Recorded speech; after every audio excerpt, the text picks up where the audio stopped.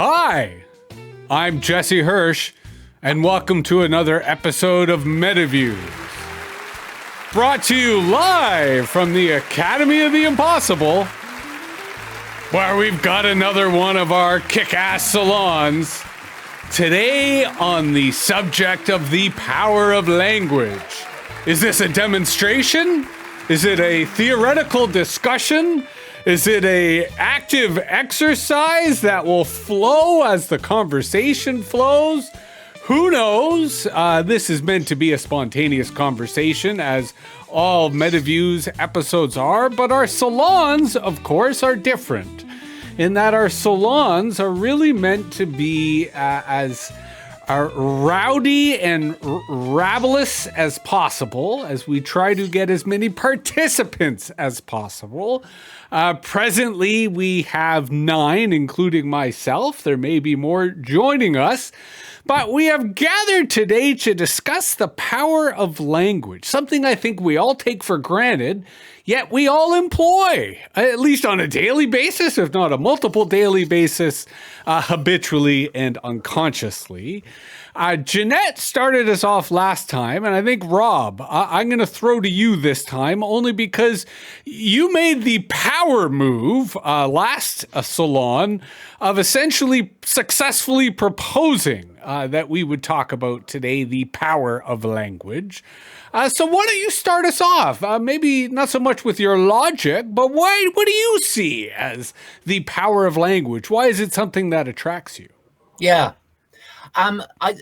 Two things. I mean, one thing which actually came out of the Metaviews podcast, which I listened to, I think probably a couple of months ago. I forget exactly where it was. But you, Jesse, you were talking about George Lakoff. I think that's the guy's name. And he wrote that book about, as soon as you mention elephants, everybody thinks of elephants or whatever it is, something like that. And the whole tenor of the book which he wrote was about language used in the political sphere.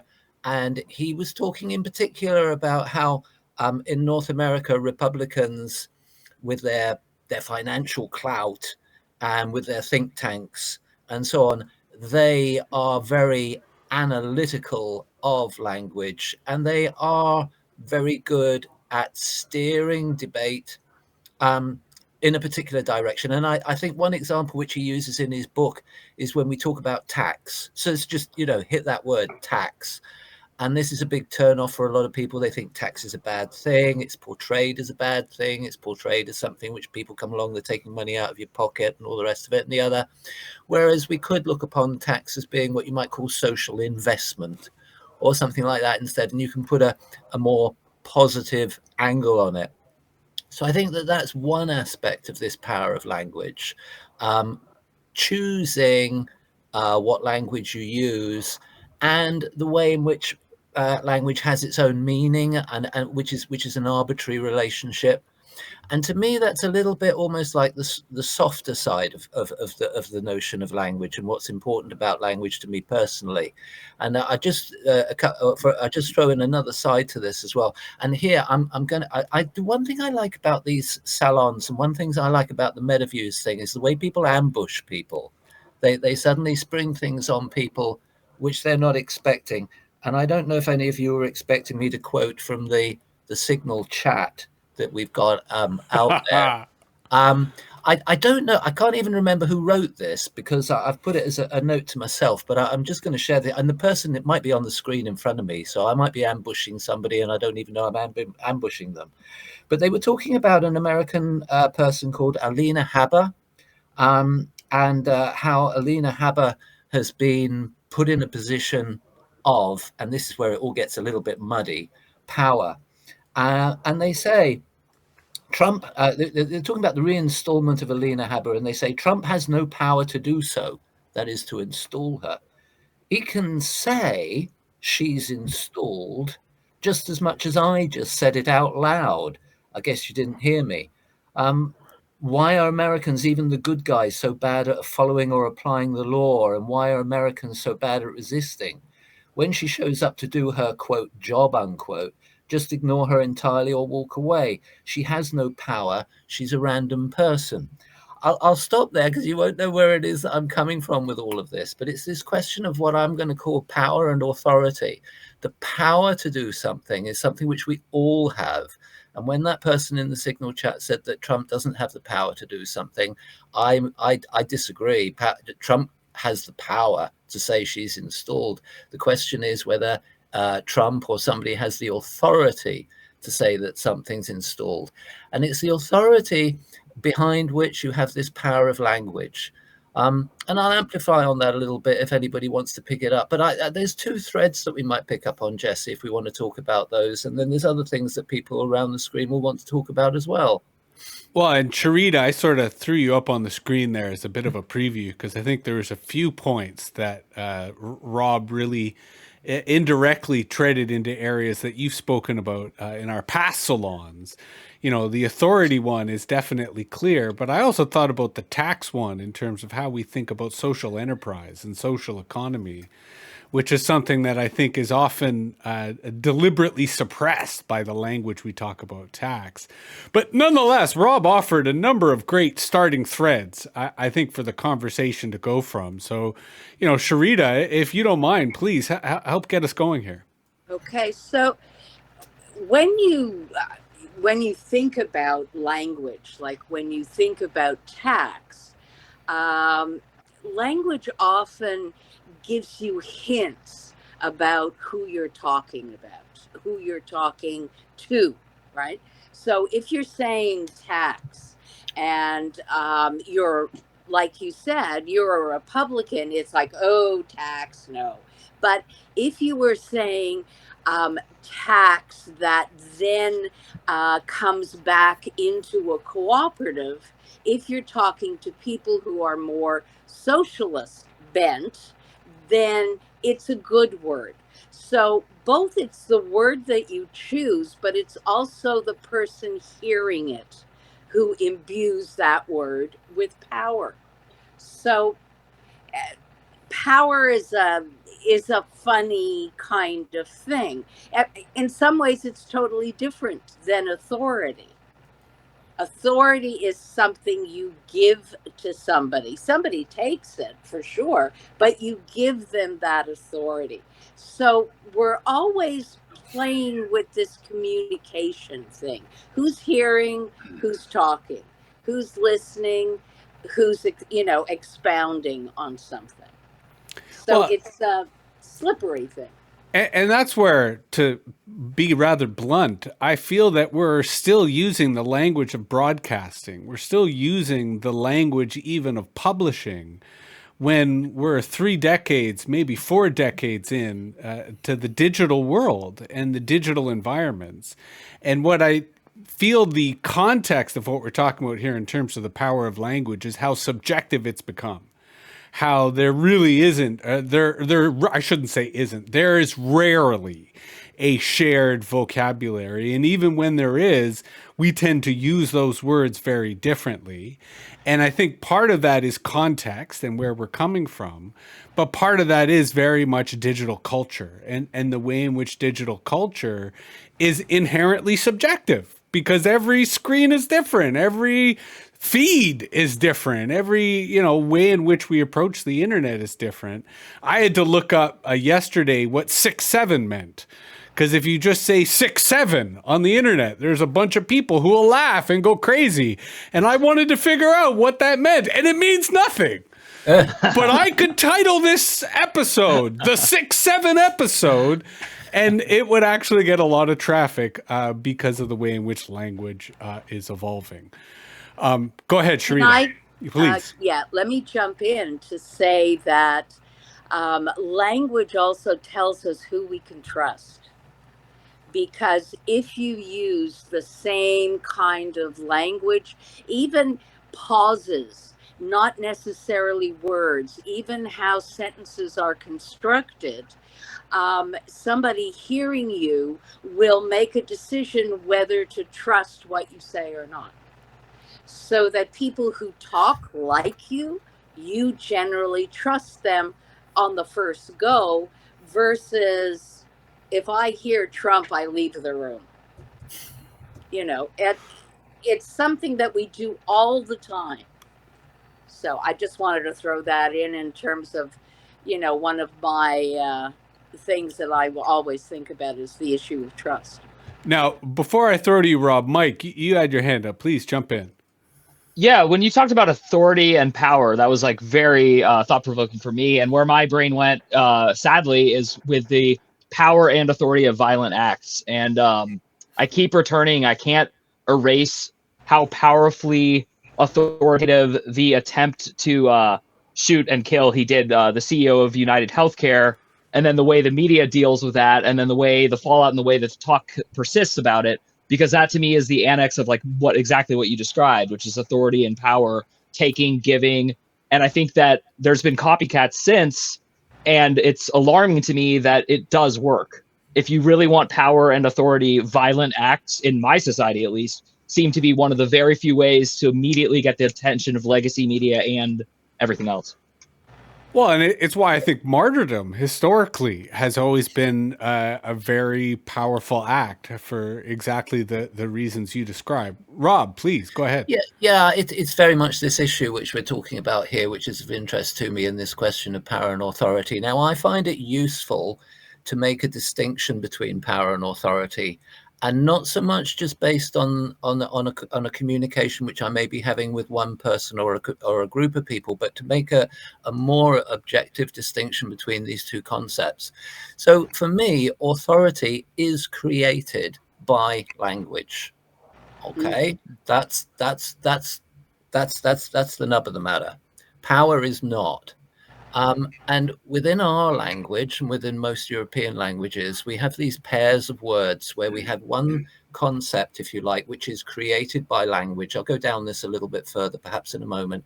And then we have another concept which is not created by language. And this is why I'm talking about what the salon's subject is, the power of language. Now, to take one example, let's say that you've got any two people and they're in a relationship. Now, that word relationship just simply describes the way in which they interact with each other, I suppose, and that can apply to the animal kingdom as well. That's okay, that's fine. Now, let's take the idea of a marriage. Now, a marriage is a different thing, and a marriage is created by language in a way in which a relationship is not.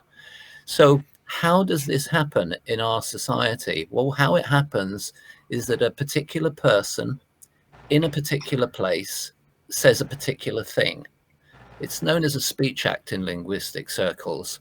And so with regard to a marriage is created by language when things have changed, things have moved off, when a minister of religion in a religious building says, I declare you, and then goes on to say the next thing. And by doing that, they create something. Now, to come back to what Mike was saying, I hope I'm getting everybody's name. Yeah, Mike.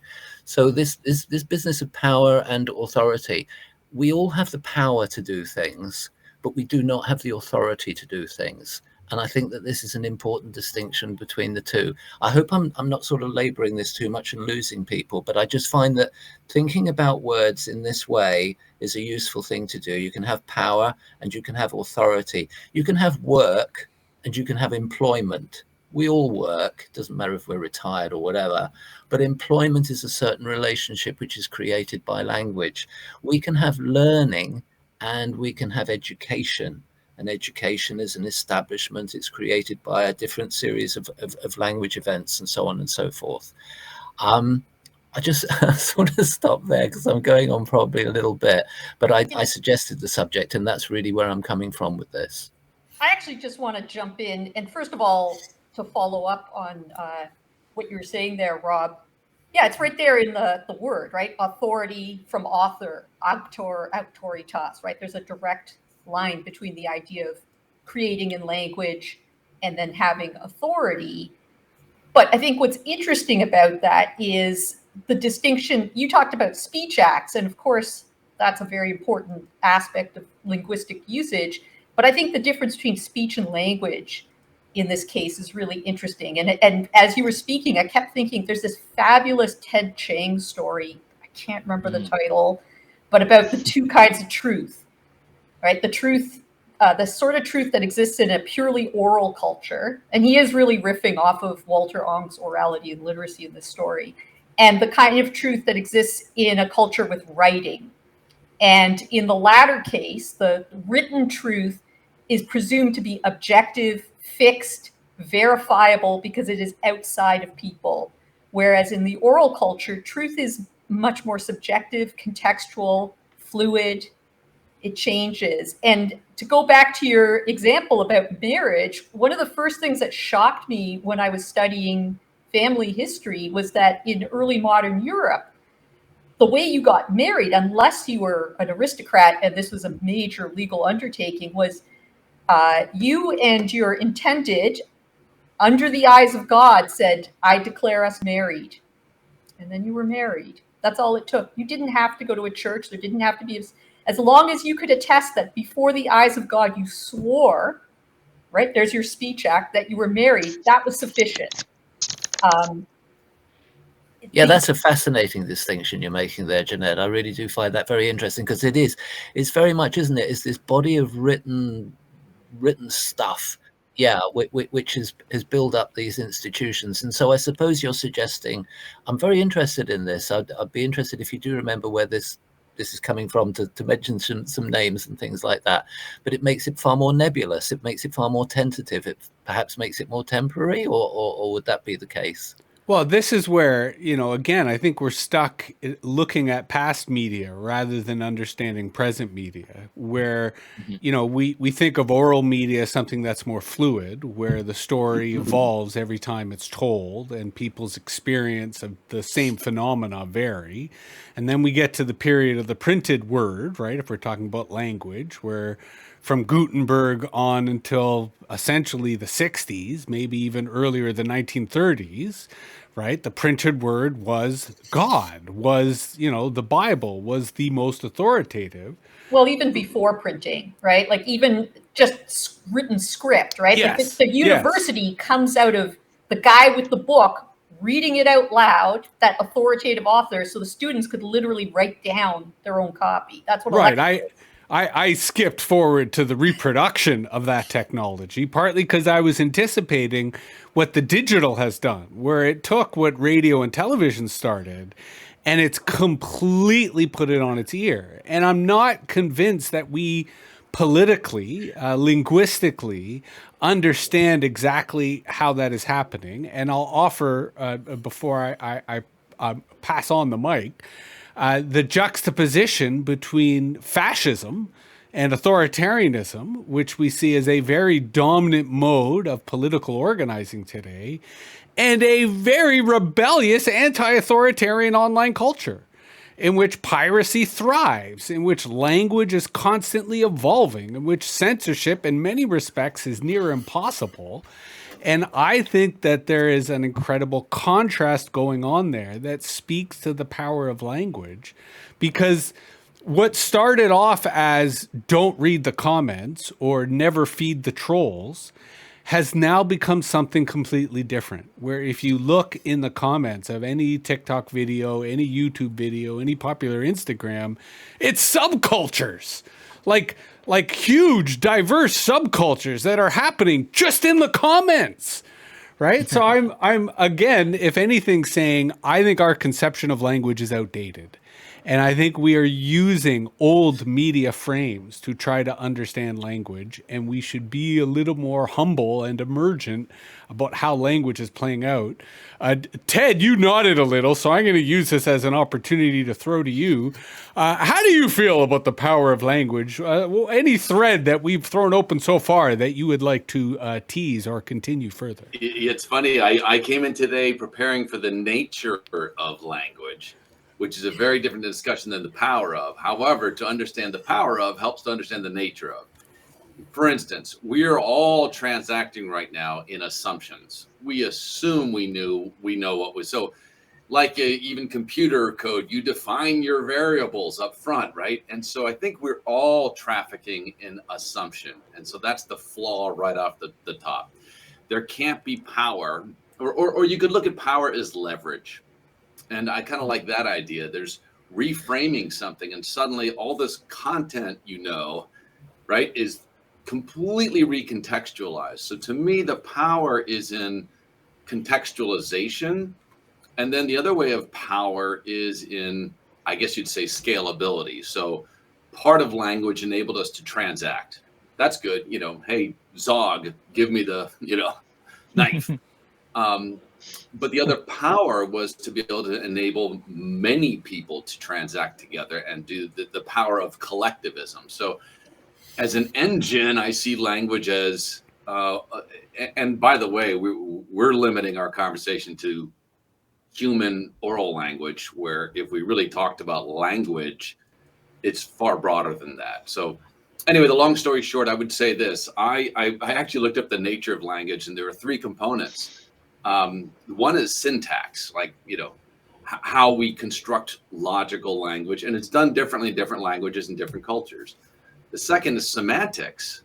What do we mean? What do these things mean when we put them in this order? And the third, I guess they call it pragmatism, but what does it mean in context? So if we have sarcasm, like, oh, that was a good idea, right? It's syntactically correct, but it really is, saying something else. Anyway, I think what my thought on language is, it's a construct, it's a system, it enables us to transact, but unless we have common agreement about what things mean and how we put them together, we're just munging everything. So I just encourage rigor in language so that we have alignment. And I think that's where authority comes from. We all agree, Bob's going to run the meeting, right? That it's an agreement of authority. And then the other one is just power and control. And anyway, I'll stop there. Those are my couple thoughts on language. Jim, you had your hand up, and Russell, you were nodding vigorously. So I want you to come into the conversation after Jim. Go ahead. What Ted said really reminded me of this whole phrase post-truth, where we can't really agree on the words that we have. Like, for me to say patriotism, it means absolutely different things to people on my street from one door to the next. And, Lao Tzu's he's pretty clear and says that the words have meaning. The words have authority.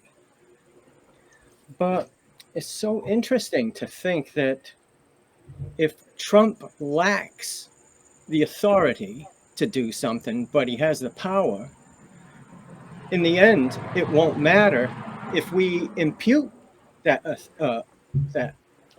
authority to him. And we're doing that all the time now.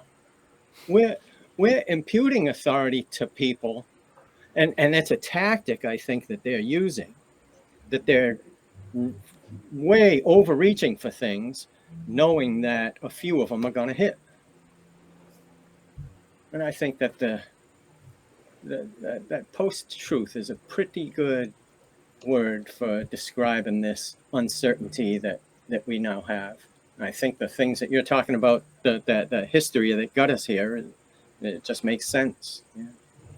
It's funny, your description of the current politics, where they're just shooting for the moon. They're making all these crazy policy, all these crazy political moves, hoping they'll get away with them. When you said that, I thought to myself, well, isn't that kind of social media content? Everyone posts all sorts of crazy stuff in hopes that someone's going to click one of it or some of it's going to go up. Like, it's kind of everyone from a language perspective, from a semantic perspective, we're all shooting for the stars in the hopes that we find meaning, in the hopes that we find connection. Now, Russell, I wanted you to jump in, and Rob, you also had your hand up, please.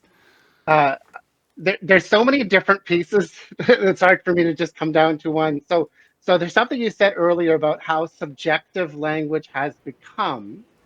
And again, I don't want to sound negative, so I'm not challenging that, but sort of. So one of the things that's different now is that the conversations are more, everyone's more at a same level. They have the same ability to talk to each other. Whereas in broadcast, whether it was books, radio, or television, that really was, it was one way. Yeah. And sometimes the authors, whether again we're talking about books, television, radio, the person who was sending, sometimes they get feedback as to what people heard, but most of the time they didn't. Whereas now we're back to, I would say, I don't think the online is the new. I think the broadcast was the outlier. And we're now back to a situation where we actually have to find out, did the receiver of what I said understand the same thing? So even in this small group of 9 people so far, it has already been said that we don't know when we say something whether the recipients are hearing the same thing. When we wrote these things down, we had fixed words, but we never had fixed understandings. And we would argue about those understandings. I'm sorry, we would have wars and kill each other over these understandings. And so moving away from the myth that writing it down meant that it was fixed would solve a lot of problems. So one of the books I'm reading right now, and I'll say it out loud because less people are going to be hearing it. I'm reading a book called The Righteous Mind. It's, why good people are divided on politics and religion. And so I get the flavor from our conversations that many of us would consider ourselves sort of left leaning. And we sort of joke at, oh, the conservatives, they don't know what they're talking about. They actually do know what they're talking about. They're just not speaking the same dialect of English as we are. And what we say makes no sense to them. It's not grounded in any truth. The concept of, oh, we're past truth. Well, as long as we believe that the language has only one meaning, you've already given up the idea that there's truth. Truth is in agreement on both sides of the conversation that you're actually talking about the same thing. And most of politics, I mean, there's all this, there's these two sides. Well, there's more than two sides. And they're not talking about the same thing. They're talking about something else entirely. And that's even in English. So I did want to slide in that English part because, for instance, in Bengali, there's a lot of words for rain, but there is no different word for snow and ice. So our ability to communicate ideas is dependent on dialect. It's dependent on the spoken language. These human languages are not remotely universal, nor can they be losslessly translated from one to the other. So a few quick responses, then I'm going to throw it to Rob. Very much welcome critical at all times. That's what makes Metaviews, I think, so particularly entertaining. But I do want to point out that you were the one who introduced the binary, because I don't think anyone brought up conservative. They did bring up Trump, and I did use the word fascist.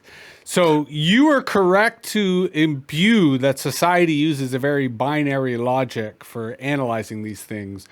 We eschew that here, and I don't think anyone has brought that up previously. You brought it up almost authoritatively, as if we have. So I am pushing back against that language quite explicitly. The same way I want to push back against your language of we are returning. This is my point about I think we are treating the digital as if it is the oral or as if it is the written or printed inappropriately. I don't think we are returning. The same way I reject your argument that we are trying to see if the audience understands us or knows the same thing. I think you were correct to point out that the printed and broadcast people did not get much feedback at all. I still don't think we're getting any feedback. I still think the people who are communicating are not really sure if people are using the same words on them. I think at Metaviews, we have a more meta picture of things that affords us a literacy that maybe not everyone practices. Because even within the Metaview signal chat in the last few days, I don't think people have been talking about the same thing. Even though they might think that everyone's talking about the same thing, I think whether we are talking about the same thing and using a shared language is still incredibly elusive. And that there are not feedback circuits that enable that in the way that you describe, even though there are people describing it that way. And I think that's part of what you're doing, is you're engaging the public narratives while at the same time we here at Metaviews are dissecting those public narratives. I digress. Rob, please, I suspect you were going to touch upon some or other of the threads that I think are sprawling in this excellent discussion. Yeah. So going back to Ted, I suppose, and he's talking about the nature of language, and he's talking about the objectivity of language, and Jim picked up on that one, and he mentioned patriotism, and it's I guess it's that which I'm trying to address, because I suspect, Ted, you'll correct me if I'm wrong, but I suspect that you would embrace the idea of having some form of objective meanings coming out of language, and that we can use language in the same way. I despair. Okay. Sorry, carry on. Well, but the word objective is my only challenge there. We are subjective meaning-making machines. That there is the only objectivity of an utterance and a symbolic, right? It's that interpretation of that symbolism. And then given our context of it, the meaning it has is necessarily different for every single one of us. Perfect. Then that's good. Then I'm glad I misunderstood you, because we're talking from the same hymn sheet there. I see. Because it's kind of very obvious in a political sense. If we take the word patriotism, or if we take the word republicanism, if you take the word republicanism and say it to somebody in the United States, it means something completely different to if you say it to somebody in the United Kingdom or in Northern Ireland or in France and so on and so forth. But at the same time, you can just say cat. So I'm a bit disappointed that Laura isn't here with Pineapple today, because a cat to me is a cuddly, furry animal that I like to stroke, and that's what the meaning of the word is. But it might mean something which to you is something which makes me sneeze. Or something. Okay, there you go. There we go. Lovely. It might be something which makes me sneeze and so on. And even the word Wednesday can be problematic. It might be a day when I work. It might be a day when I don't work. It might be a day that I see my best friend. So all these words, there is no objective meaning to almost any word. This is saussure, this is semiotics, this is all that stuff if you want the shorthand for it. But what it means is that we have a battle going on for meaning, and we have a battle going on in the world of semantics. And I'm coming back to something which I think you were saying earlier on, Jesse, about the digital world and little conversations which take place in little sub-conversations here, there, and everywhere. And I just throw in the term narrowcasting and broadcasting here, and it's perhaps to do with stuff like that. It's to do with the media, because there are big media events out there who have a lot of power when it comes to defining language. I'm coming full circle. I'm back to tax, aren't I? And I'm back to George Lakoff and all of that sort of stuff as well, and the power of language.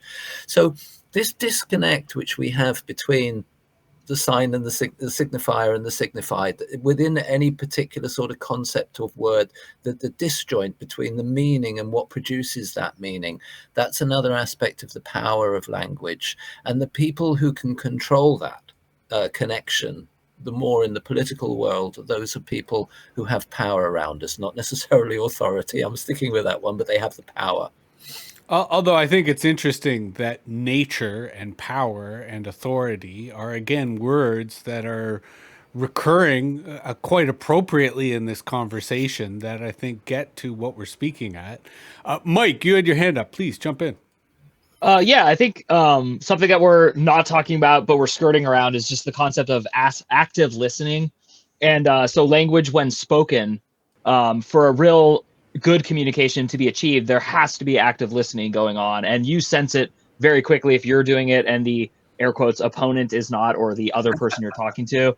And when I watch politics and when I watch the current like fake performative interactions on all forms of media, except maybe a few podcasts and certain things out there on YouTube, what I'm noticing is just the breakdown of respect for active listening, respect for waiting and thinking. And you know, in these forums, like, it's hard because I came in today, I'm a student first and foremost, and I just want to learn. And I know these are some of the best minds that Jesse could collect. And so I'm like here trying to listen, but then sometimes I'm actively listening. I'm like, oh, well, I have something to offer. Should I raise my hand or not? And then as soon as I do that, though, I'm now taxed in my brain with trying to remember what I was going to say while still actively listening. And I think that's a huge problem that gets bigger as we expand our circles and things. So Russell and I communicate privately, just one-on-one, and it's reading, but it's active reading. It's like a beautiful form of not assuming things. He'll point out all the time, oh, I think you thought this, and here's what I'm actually trying to say. And then I'll say, thank you for saying that, because I did think that. And so anyway, I just think this is something I'm going to take away from this, which is that this is a group of active listeners, and people are responding and feeding back. And that's why I like Jesse and your show and what you're doing. So, well, and you introduced, I think, another axis in terms of how we map this out, which is time. That often, language, I think, is being compressed by time and compressed by attention, which is another factor. Ted, did you have your hand up? Yeah, all of this reminds me of a thing that we tend to do, which is to objectivize, even calling it language. Like it is a noun, it's a thing. And language is very much almost an organism to itself, right? We've developed it, but it's, if you take a look at probably the roots of language, and some of the people would hear it have a better thought, it would seem as a transactional necessity in the physical realm. Look, there's a saber-tooth tiger and run. And it was probably originally very physical based. When you look at the power of language, most of it's non-physical. Language actually creates worlds. And I think it was Rob talking, but like poetry literally might say a few different words, but putting them together in that way can create interpretiveness. And that is actually a power. But the point is, it all lives in this unconscious realm. And I think we mistake the words, right? The compression. It really is about creating context, and that's what propaganda is and all the rest of it. So I think, even as some people said here, it's not necessarily the speaker that has the authority, it's the audience that grants it on them, and shame on all of us. It's not Trump. When you point, there's 3 fingers pointing back at you. So how do we become better interpreters of what we hear, and therefore what we accept, process, and share?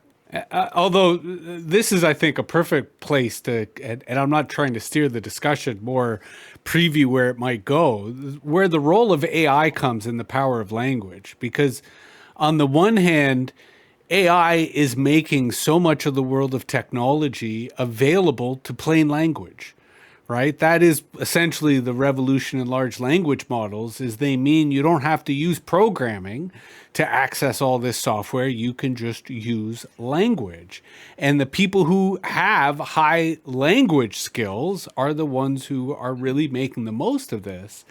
But on the flip side, to your point about the unconscious, there's a lot of people who feel that AI is alive because it's their subconscious. Like it's the magic mirror, right? They're typing in this mirror and words, and they're getting words back based on the words they put in.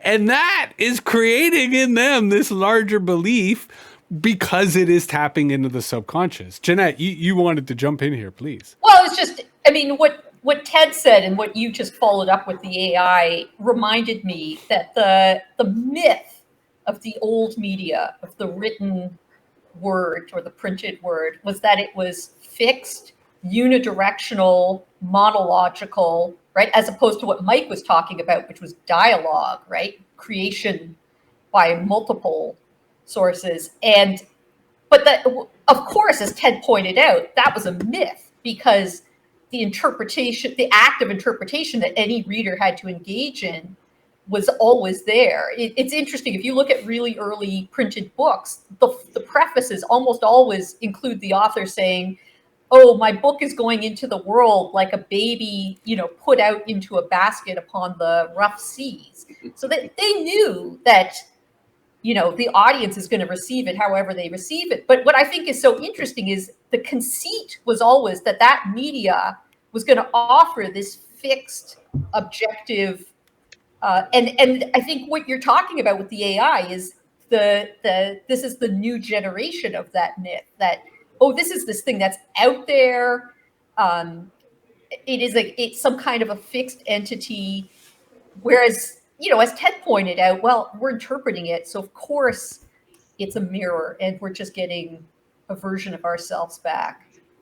But it also, we're playing with these words in a very appropriate way. But, when you evoked the book, I thought of author and authoritative and authority. That part of the power of the printed word was not so much that it had fixed meaning, but that it was authoritative meaning. And how that meaning would be interpreted, well, that's where the judiciary comes in, right? That's where the intelligentsia establishment comes in. They're the ones who authoritatively interpret it. And what's changed now is anyone can be an authority. Anyone can claim to be authoritative, right? And it's interesting how, as a TikTok addict, how in that first 3 seconds of any TikTok video, the person tries to establish their authority. It might be through institutional credibility. It might be because they've read lots or watched lots. And it's interesting how they establish that. Sharita, you wanted to jump in, and then Jeanette, please, you can hot pursuit as well. I just want to throw in the word and also the theory, rhetoric, because I'm trying to think about its relationship to power. And rhetoric is something that you can learn. It's something that where you're playing with language for a certain purpose, to form a certain argument based on some logistical components. And it's one that historically, whether it's through voice or through writing, has had a lot of authority linked to it.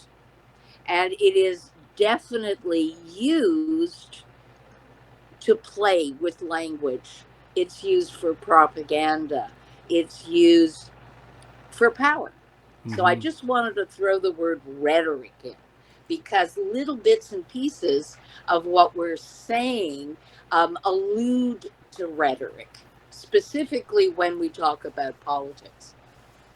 I mean, that was basically the point I was going to make, was that there are generic conventions associated with the use of language, like, for instance, literary genres, right? And that's a way of accessing. So what Sharita's talking about, rhetoric, it's the same thing. It's a codified series of conventions for using language in order to accomplish certain aims. And that is the classic appeal to authority. I mean, it gets into, how tone and posture and the way in which we can mimic authority often plays a role within that form of rhetoric. Ted, go ahead. Yeah, just slightly off that, but to the previous conversation, two things strike me. It's we're speaking of language as though it is separate from us, and it's integral to us, right? I know we need to compartmentalize it, but there is no language. If the tree falls in the woods, there's no one there, right?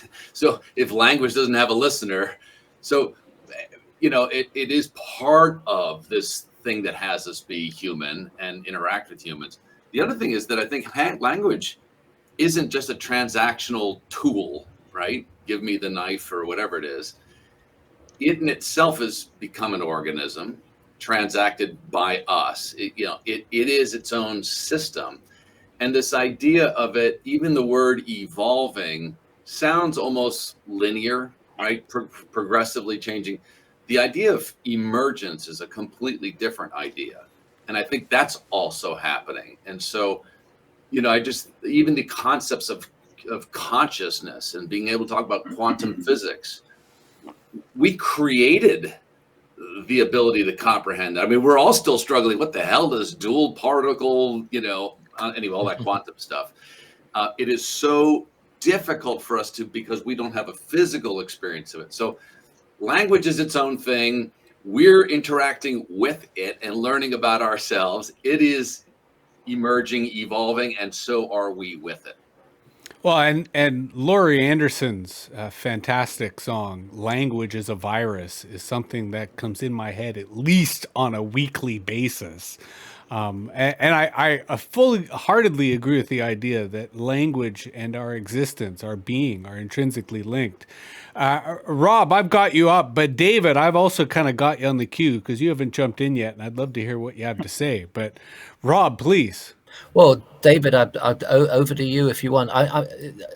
Okay, I'll just say. Let me say something. Yeah, please do. Because I realize I've been hanging out here and not saying anything. You got to earn your keep.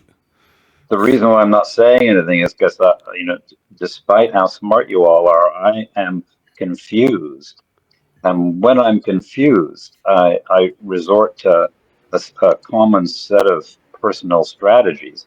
One of the strategies is to apply dear old Bertrand Russell's theory of logical type. And I wonder, am I confused because the discussion that we're having is using concepts that we are insufficiently aware of the fact that they are differing in their level of logical type. And so, for example, I think communication, language and communication. So but language and communication are not the same logical type. Communication is language is a subset of communication, and so that's what I've been thinking of. The other thing I was thinking of, and this is totally off the wall, is the way in which a concept can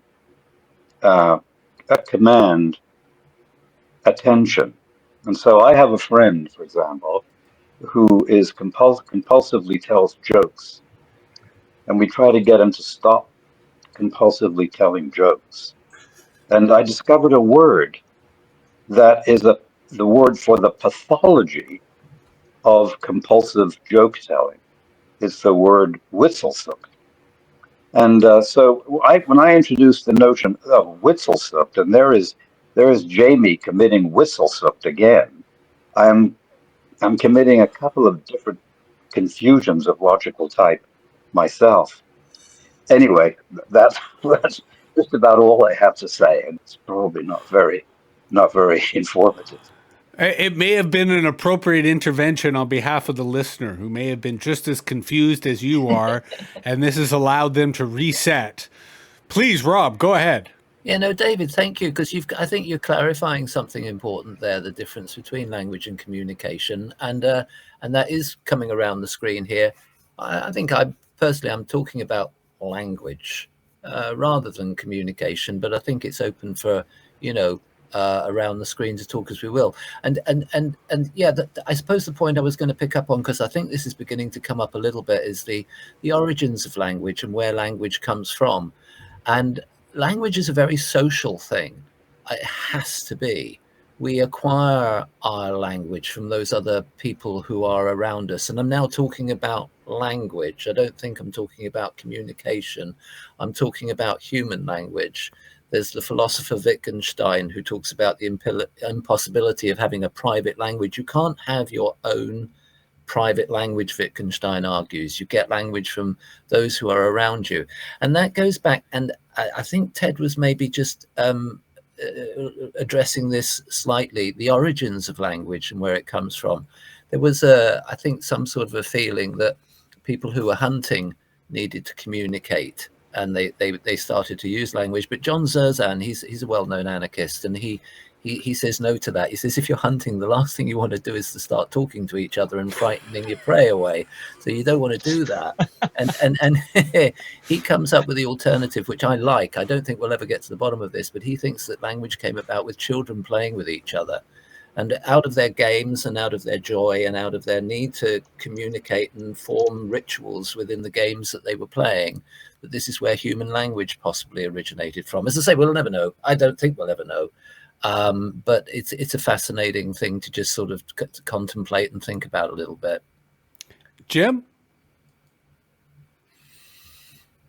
Yeah, I had read a study maybe 3 years ago where somebody had hypothesized that language developed while people were working next to each other, because one person might have a method that was apparently superior to the person sitting next to him, and he says, hey, how do I do that? And no, not like that. Yes, like that. And I thought that was a pretty plausible one, but I reckon it's about 1 million different things how language came up. I mean, we haven't even figured out all the parts to our ancestry yet. We don't know nothing. And, Lao Tzu's first chapter says, you can describe it with words, but you can't describe it fully.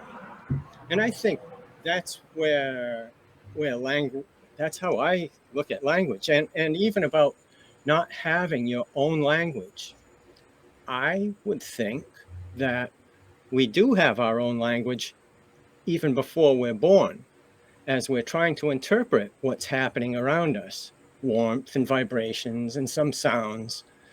We're introduced to things, but we have to try to understand what is outside of us somehow. And I don't know, is that a language that we have of our own? And then, we're initiated into the language of our environment. And maybe we can, maybe that can overshadow that first language of our own. Or maybe it doesn't. I don't know.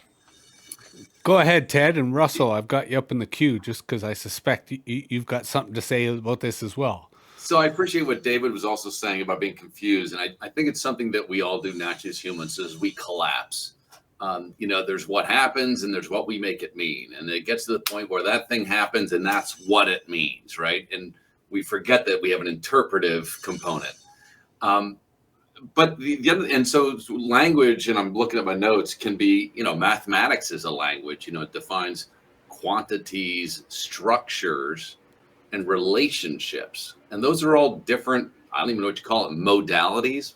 But when we collapse them all as just language, it does get muddy. So we kind of almost have to, I think of like the prism, right? It's just white light, sort of what Jim was saying. It's just, but it does seem to have its component parts. And unless we divide it into those, it's just mush. But I do think language has been around forever. And it's, forgive me, arrogant for us to think that we were the originators of language. That's bullshit. Life on this planet has had a language. It's called DNA. And there were 4 freaking words, right? Peptides or nucleotides, whatever you call them. But that these 4 utterances can create order, proteins. And that is a language.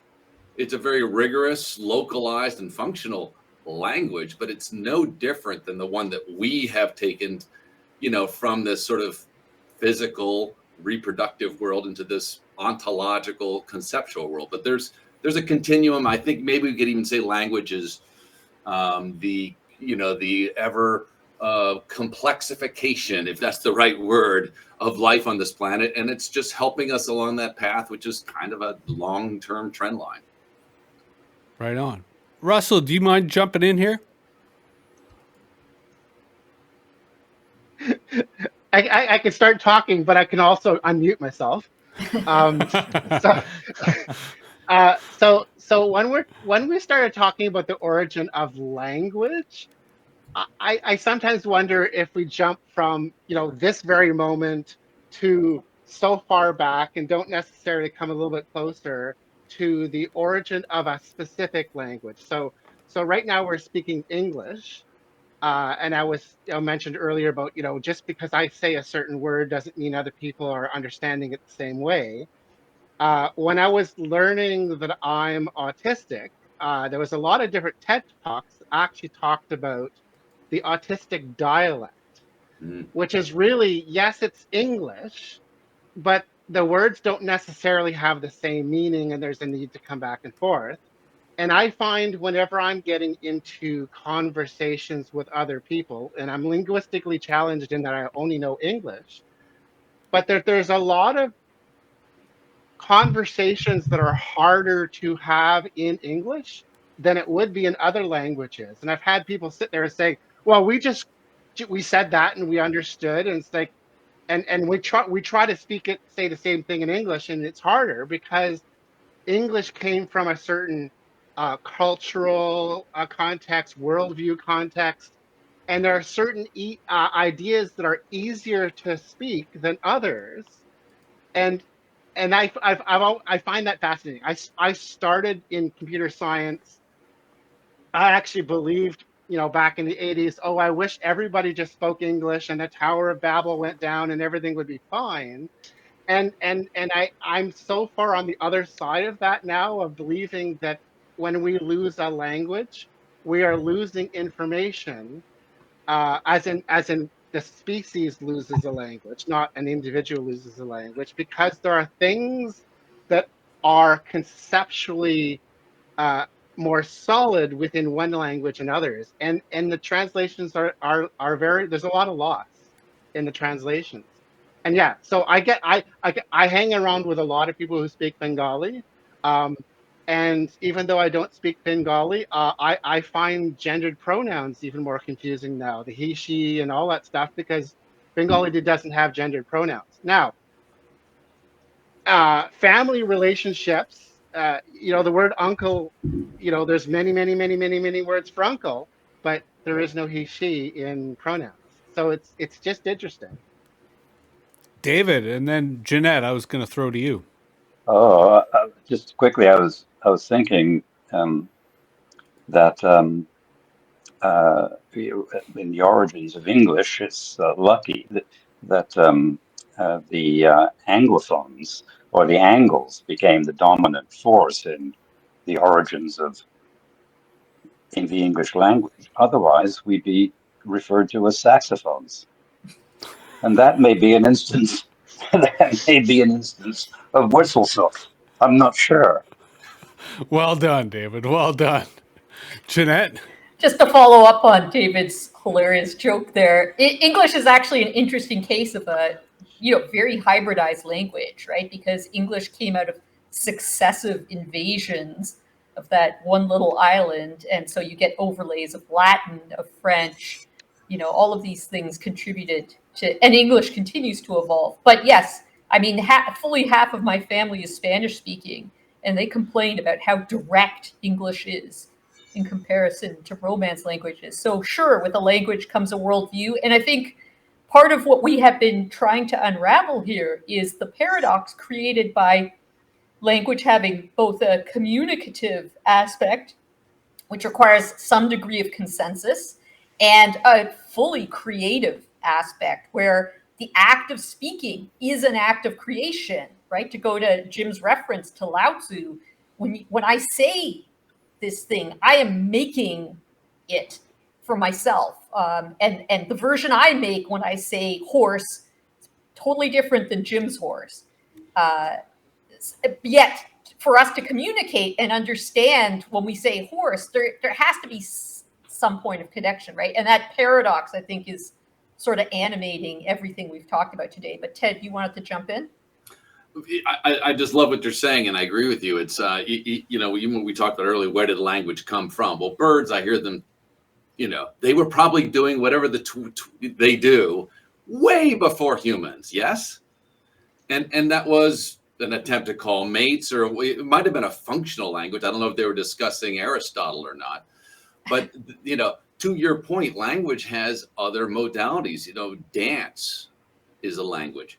Music is a language that does require some common, bass rhythm, right? So that we can be aligned. But within those guardrails, let's say, of a common rhythm, jazz, some would not call that language. It's to your point, artisticness is something we've probably evolved in language. But again, the language is not a thing. It's probably an enabler more than a thing itself. I love the fact, though, that you evoked non-human language, because that we have been talking mostly about human languages, but of course, increasingly, we're learning that animal populations have some form of language, that they're not just communicating, but that, for instance, with different pods of orca, you find that they have their own distinct dialects, that they are communicating in ways that are regionally inflected. So I think that is the next great frontier for understanding a little better what's going on with human language, is looking at non-human language. Mike, please jump in. Yeah, you just hit on one of my favorite things I studied in my bilingual studies, which is my way of showing my authority before I began. And what they always taught us was the difference between communication and language, and it was very hierarchical. And they kept insisting that orcas don't do what you just said, and that they just have a sound, and one sound is not a language. A language is when you combine phonemes to create new sounds. I'm not disagreeing with you. I'm saying what you reminded me of, that staunch barrier and the desperate attempt to keep the animal kingdom out of our kingdom and all of that. And then in addition to that, all of this is also making me think a lot about like, I heard this somewhere else, but it's like, it's all very relative when we try to communicate how we feel. Like feelings and emotions are so important to us, but we fall short with language to express them. Like if you say I'm mad, my version of mad is not going to be the same as your version of mad. How mad were you? And a similar metaphorical way to understand it, thank you, Lakoff, is maybe that like, if I say it's hot out, that's very relative. And then you can disagree and say, no, it's cold out. And then a third person can walk in and say, you're both wrong. It's not hot or cold. So all of the relativity is also lost, I think, a lot with like connotational usage. And that's what the internet, Jesse, is always reminding me of, is just, it's not even generations. It's not anything about age, but it's just like that barrier is exposed the most, I think, by the internet, which is the connotation game. 6-7 was a great example. Well, and before I throw to you, Rob, I think part of the paradox that we've been exploring today is, on the one hand, language is inherent. It's intrinsic. Everyone has it. Everyone makes it their own to some extent in terms of their dialect or their vernacular. But at the same time, languages can be confusing. Like this has been a really abstract, sprawling conversation that, to David's point, has defied categories or often clashed categories and types. And I think that's part of the puzzle of language, that it is on the one hand self-evident, but on the other hand deep with mystery and appeal. It's a shame that languages in the humanities right now are being attacked in post-secondary education. But maybe it's not a shame, because maybe post-secondary education has been killing those subjects for all this time, to Mike's point about some of the stuff they discuss. I don't want to wrap things up prematurely, but my bladder is starting to get large. So I think in the next 5 or 10 minutes, if anything, let's try to anticipate where this conversation should go next in terms of using language to potentially frame our next spontaneous conversation. But I also want to bring it back to politics, because we kind of started that way. And it strikes me that part of what we have enjoyed today, entre nous, is the nuance of language, the diversity of language, the depth of language. Yet politics today seems to be the opposite. And there was a moment earlier when we were talking about the performative nature of politics, and it made me think that some of the most viral moments are when politicians actually talk to each other, right? When they actually listen to each other and respond to each other. It happens in committees on occasion. And I think there's a real desire for that. The same way that I think the appeal of these salons is that we are having genuine conversations. That's a lot of rambling. Rob, take us where you originally wanted us to go with the broader context of what I've just offered. Well, yeah, I've got to step back a little bit just for a moment, Jesse, and I do feel the pain of your bladder and the need to wrap up a little bit as well.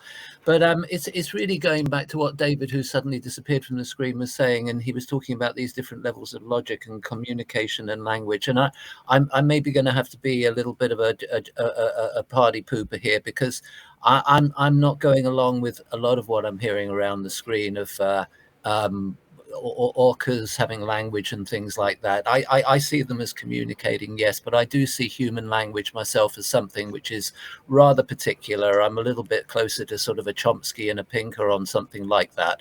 But I think we've had such a good discussion today. I feel as though we've scratched the surface and we could go on with it. You want to get a bit more political, and I think that we've got to veer in another direction. There's been a little bit of a spark on Signal over the last 24 hours, hasn't there, about questions of privacy and being a fugitive. And I do like this term fugitive, which has come up on Signal, and it's a very political one. I can't think of an angle. I know you're going to throw it at me in a snappy little phrase, you know, the fear of the fugitive. I don't know what to say, Jesse. Is that something which you think which we could pick up on and float a boat on? I would love to, absolutely. And I say that because what struck me as fascinating about the word fugitive was how everyone saw it differently. And I don't mean the meaning of the word. I mean the context in which it was situated, right? So much of what we talked about today is the role of contextuality. But what if the context itself is what people are confused about and can't actually agree that they're confused about? And that's a meta view, which I love to get into. But yes, I think something with the word fugitive would be an excellent discussion to have, given our current society and the way things are going. Other closing final thoughts on animals having language or not having language and other crazy contradictory things we've had. Ted, please.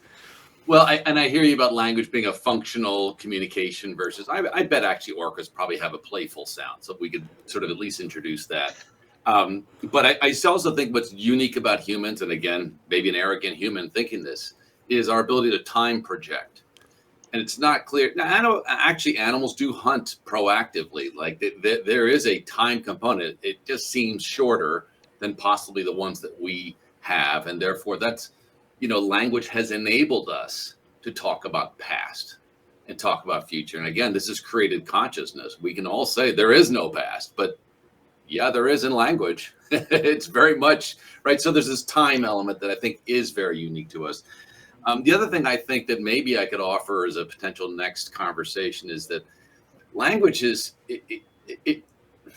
it's supporting and engaging what we're doing here, collectivism. And I think when you talk about patriotism or even politics, what we're talking is about how do we navigate and function as a collective. And we don't seem to be able to understand that we all are one human collective. So how do we manage, right, consistency with uniqueness? And maybe that's just where we're trying to navigate to. Where, unfortunately, I think these people on whatever social media, they're just narrow snippets, and no one's really integrating across. The long story short, it's back to college. We didn't go there to learn, information, because that's all that we hopefully learned how to think. And I think getting back to learning how to think again is probably the fundamental challenge that we need to be focusing on as a collective organism in a fixed system called Earth, or else we're just going to head the way we're going. Jeanette, and then David. Oh, just quick. Sorry, David. Jeanette, I'm sorry. I have to leave. Oh. I have an urgent leaving. So thanks for having me. Yeah, Harriet's freaking out as a result. Yes. Sorry, go ahead, Jeanette. I just wanted to say that quickly, I think a lot of the gatekeeping around whether animals have language or don't have language, and this is what makes humans distinct or not. Harriet clearly had something to say about that. The, timing was too much. Well, and her barks reflect the point I want to make, is that for a long time, people didn't consider signed language, right? So we are biased towards oral communication and sound, but there's language that is nonverbal, and we're not really thinking about the role that might play in animal communication. It didn't even become obvious to me until I spent a lot of time around animals. So I'd say our cognitive bias there is maybe cutting us off from some things. So are you referring there to sort of the syntactic nature of signed language? Well, just the fact that it doesn't involve sound. Yeah. No, I mean, yeah, that's fine. I mean, language doesn't involve sound. I don't think anybody would sensibly try to put that one forward. But it does, I think, for me, the nub of the matter is it does involve syntax. But you can have gestural syntax. Yeah, exactly. Say that animals don't, we're saying the same thing, but I'm not sure that animals have that. I would argue that they do. Okay. I mean, I feel like that's something I have observed. Okay. Mike, go ahead. Yeah, I would say that the same way we talk down about animals and communication, we actually tend to do it in an ageism way too. We tend to dismiss the code words of the younger generation. And like my parents telling me, you can't just say that's cool, things like that. I mean, it's a very dismissive world when you attach authority to language and speaking correctly and the Queen's English and all that kind of stuff. Jim, go ahead. The idea about different generations, the language that goes between different generations has really fascinated me for a little while. I've got an old friend, and we sit around and we gripe about politics, and before we know it, we're saying to each other these things, and we look at each other and say, this sounds exactly like what our grandparents would have been saying. And we could have been here and listened to them, and they could have told us, and it just would not sink in. We would not understand what they're saying. It just sounds like something very shallow to our ears. But you all know that with these years come an understanding that there's so much more underneath it. And I'm very interested in trying to bridge that.